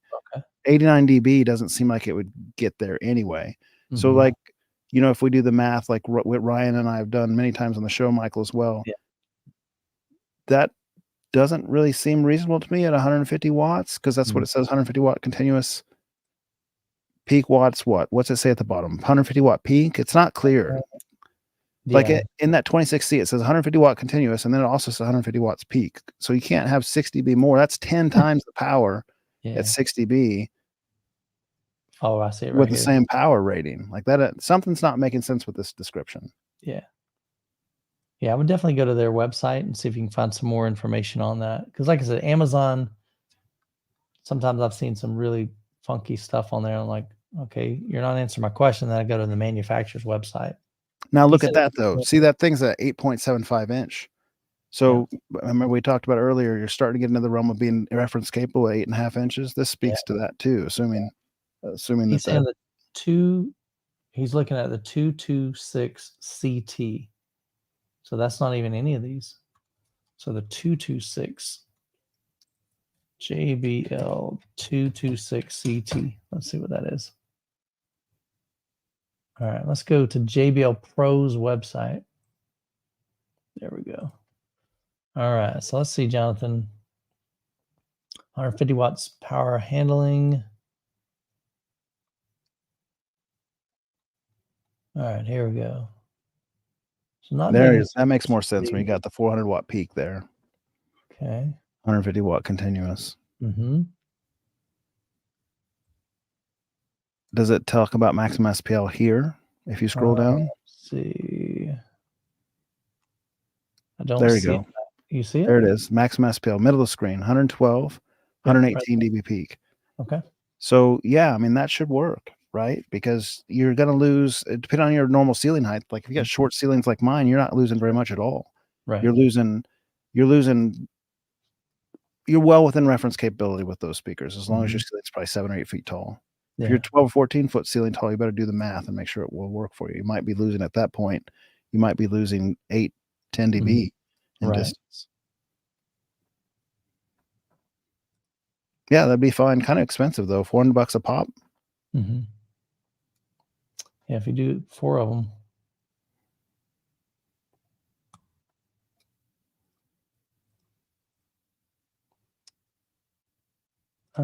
Hey Joe, he says, with 4 subs and a mini DSP, is it better to pair up the 2 subs that I have that have the most bass sum versus just pairing the front left and right and the rear left and right subs?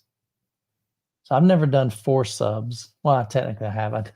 I did those little SVS micro subs. They just didn't have enough output, man. It was crazy. So I have a question about this. I've never done pairing with a mini DSP. I assume he's talking about, maybe we need to get more information. But if he's talking about 4 sub outs, they're going to have different timing. He's using the mini DSP to combine them back to 1 sub out for tactile or something. That's the use case that comes to my mind. Yeah. How are you tackling the distances? Because if your subwoofer outs on your receiver are setting different distances for it, how's that going to sum well? So maybe give us some more information, hey Joe, if that's I'm not sure I'm understanding your question. Yeah, I mean, to me, wouldn't you just come a single out on your AVR, go into the mini DSP, and then you got 4 outs, and then that way you can do independent of each one of those? Yeah. I would think that'd give you the most control over it. The use case for this that's come up in my mind recently with some discussion has been, if you, with the new 2023, 2022 Denon Marantz, if you use directional bass, you no longer have a single LFE for your tactile transducers. So people on the Discord board and ABS forum are saying you can sum it back, right? but nobody really has a good answer for that latency issue, because now you're summing it back with different latency. So how does that work? Right.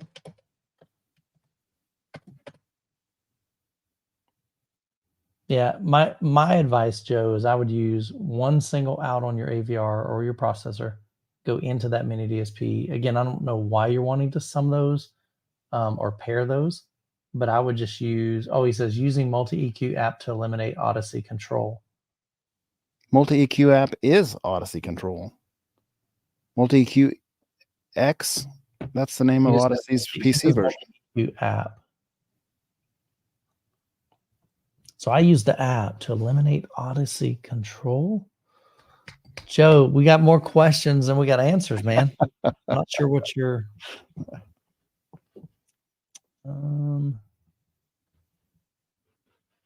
Yeah, I'm not sure. I guess I'm trying to figure out what are you trying to accomplish by pairing them. I'm watching. I'll tell you where to go with that question, Joe. Go to the Discord, the M-Wave Discord. There's some guys in there that use mini DSP in all kinds of different ways that are happy to help in that kind of regard. They may have already come across your use case and played with it. I've not ever tried to do any summing with mini DSP. I use it to control my tactile transducers, but only as a single in and various out. I'll drop the link here in the chat.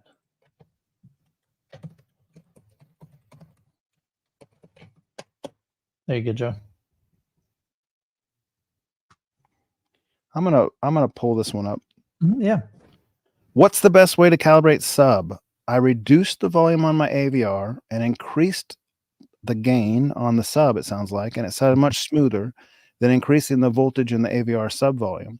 Your take, please.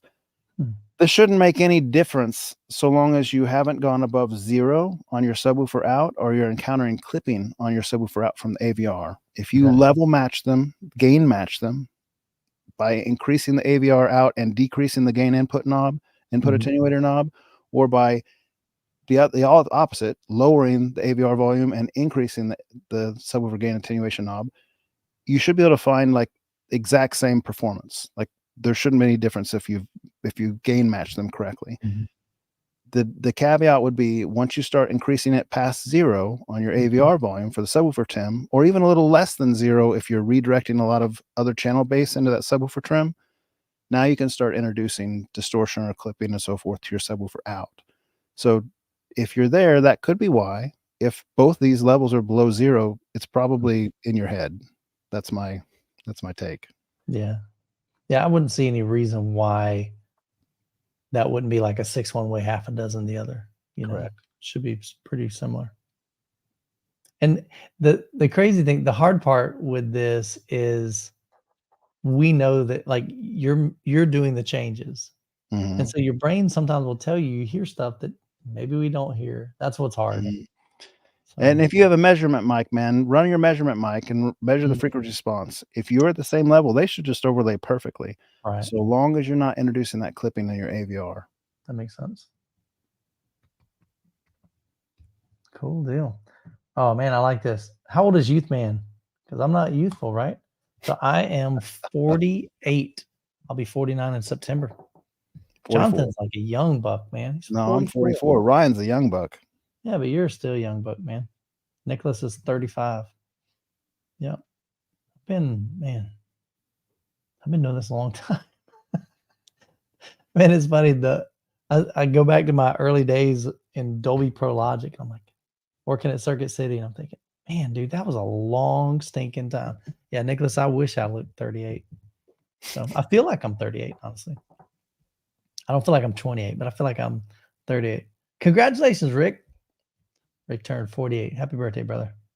That's exciting, man. 48 is just a number. Dude, I'm having fun. I'm loving life. Hung out with my grandbaby today, my grandson. Life is good, man. Got M-Wave coming up. Got some cool videos. I got Jonathan hanging out on a Sunday night, man. Couldn't get any better than this, dude. Chiefs won today. Yeah. What's that? Chiefs won today, too. Yeah, the Chiefs won. So congratulations to them. So, man, I'm excited, man. We'll be up there hanging out with you guys. Literally in a couple weeks, not a couple weeks, a couple months, I guess. I think what are we? 144 days, 144 days to M-Wave. It is coming before we know it. Excited. Trying to see if there was anything else in the chat. Well, cool, man. Well, I guess we'll wrap it up a little early tonight. That's not a bad thing. Right. Still, hour and 45 minutes. That's a long time, but sometimes we go for 3 hours, and it's like, it's funny because we're the ones going 3 hours. The dudes in the chat, they're peace out at an hour and a half. And the new ones replace them. Yeah, it would just be ongoing. Yeah, they don't say goodbye. They're just like, I'm just gonna dip out now and get some work done. So yeah. Well, cool guys. I hope y'all have an incredible week. Of course, we've got M-Wave coming up. Would love for you to join us June 21st through the 23rd. You can get all the details on the website. We're gonna have a blast. Lots of folks that are gonna be there.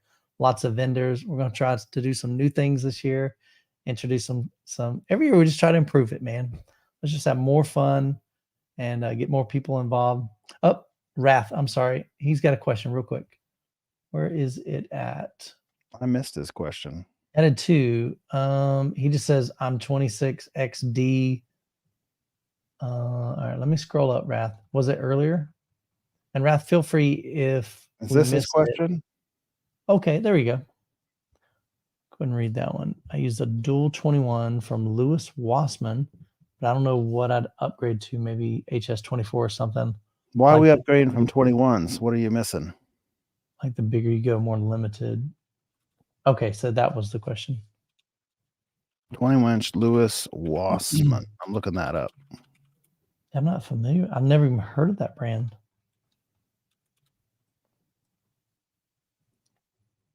Lewis Wassman. Yeah, what do you just curious, Wrath, why he's pulling up that subwoofer, what do you feel that you're missing? It's not real obvious what these are. I mean, I find AUREA speakers in association with that 21-inch sub. Okay. It's a UK platform of some sort, perhaps. I'm not familiar with them actually. Yeah. But 21 to 24 is not, you're getting a little bit more output. But what are you after? Are you after more output or are you after more smoothing? Because if you're after more smoothing, you might just need more 21s. Or to move them, reposition, in relation to your seats to get rid of modes or nulls. What are we after here? He said it's called a Lewis Wassman 6017. Okay. What is that? So put in the chat also, man. What's your search for? Where are you wanting to go with this? I don't come up with anything on that. Do you? I don't either. No. I mean, here's somebody that's selling one. It looks like huge twin 21-inch Lewis Wassman LW 6017. So it looks like it's dual 21s. I'm not even finding anything. This is the only thing I'll share my screen. This is the only thing I can see. Is this right here? And there's 1,000 ads. So there. So that's more like commercial cinema. Looks like it. Looking at this, if I had to guess, because we're DJ equipment, because this is kind of like commercial pro audio, my guess is, because we don't have any, do we have any specs? You can very much assume what you're going to say and be accurate. Yeah, you're probably hitting down to like 35 hertz. Yeah, or 40 even. Yes. Okay. So it's not going to dig super deep. Typically, these pro audio subwoofers are meant for just output. They're trying to cover a large area, concert type. Yeah, he wants lower hertz. Yeah. Yeah, you don't have, I wouldn't even call that a subwoofer, man. I mean, if you're talking the HS24 stereo integrity, that's a true subwoofer. Like that'll dig down to 5 hertz and so forth. Yeah. What you have is a pro audio speaker. Yeah. Yeah, that's not the same ballpark at all. It's a huge difference. And you don't necessarily want to, are you just using the cabinet, like the bottom cabinet, and making that your subwoofer? That's probably, if that's what you're doing, it probably playing from, say, 35 or 40 hertz up to like 500 hertz or something. Is that kind of what you're doing? So looking in the chat, he said, yes, that's it. Nope, that's not it. He says I can do 12.5 hertz at 105 dB. Not with that, but not with what He's Michael's saying showing you can't. that's not the subwoofer though. Okay. So I don't know what that is then. That was the only thing literally, I mean, that I found online. I mean, everything You else. put a link in for us, they'll probably rip it out though if he puts it in, won't it? Yeah, I don't think he can. So I mean, all right, so let's just take it at face value. He can do 12.5 hertz at 105 dB. Would the stereo integrity HS24 be really an upgrade? Oh man, let me see if database has done a 24 test. Stereo integrity.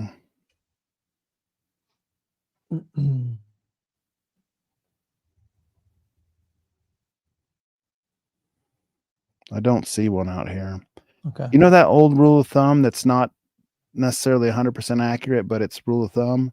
221s should be basically equivalent to 24.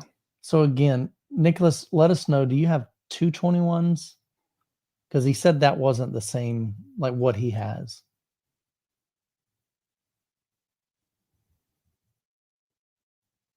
Here, they do have something over here.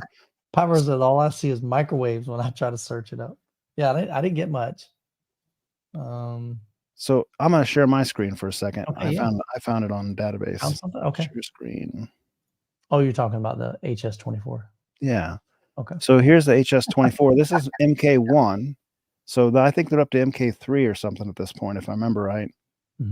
There should be some tests on here. Oh, this is the driver. So let's find it over here on systems. HS21. I'm glad that you got the site back up and running. 24 right here. So let's do the compression test. Let's see what its max output is. Doesn't even go down to 5 hertz in their test. It would certainly do it in the real world. It's just not in their test. So here's the maximum output, long-term output. This is outside at 2 meters. So it's not apples to apples with whatever your stuff is. Right. You're getting 105. I mean, I don't know how much boundary gain you're getting or anything. That's kind of hard to tell. This is a real deal subwoofer. This HS24 is like a nice driver. You could get 20 dB boundary gain in a room though. So how could we compare it? You might get none. You might get 20 dB depending on how you're corner loaded, how big your room is, like all that stuff. So I can't tell you how this equates directly, but this is a nice driver. It has nice excursion, 122 dB output outside starting around 20 hertz. I mean, like that's crazy. That's a lot of output. Yeah.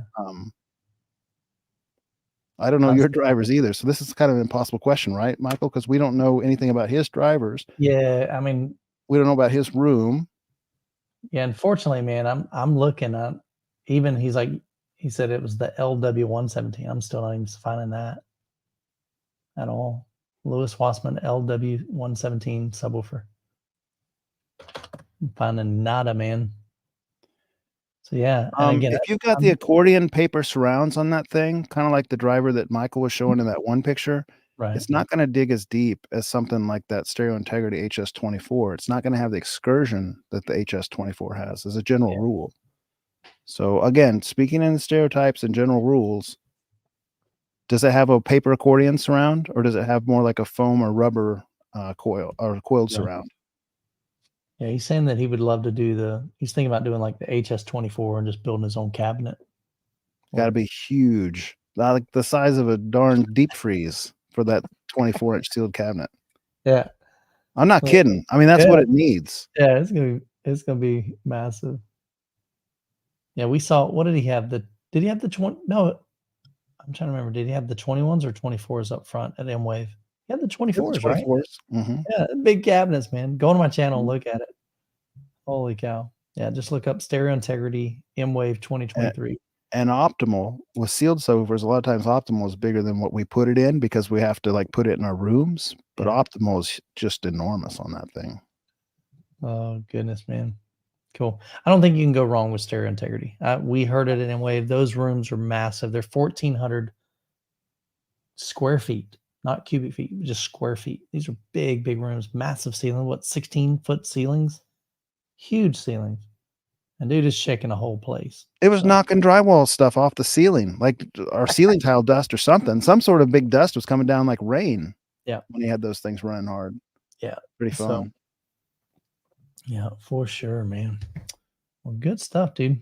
Yeah, I don't think you can go wrong with it. Again, I mean, if you're getting 12 hertz, I mean, that's still fantastic. The 24s, I think they'll go down in room single digits, at least from what Nick was telling me. So, but yeah. All right, man. Well, I think we'll wrap it up here, Jonathan. What do you say? Sounds good. Cool. Nice talking to you, Michael. Appreciate y'all, man. We always enjoy hanging out with you. And Rat said he'll try to figure it out and work it out. So, do you have a link to that database, Jonathan? Yeah, if it's just data-base.com. So data-bass.com. Cool. All right, fellas, y'all have a great week. We'll catch you in the next one.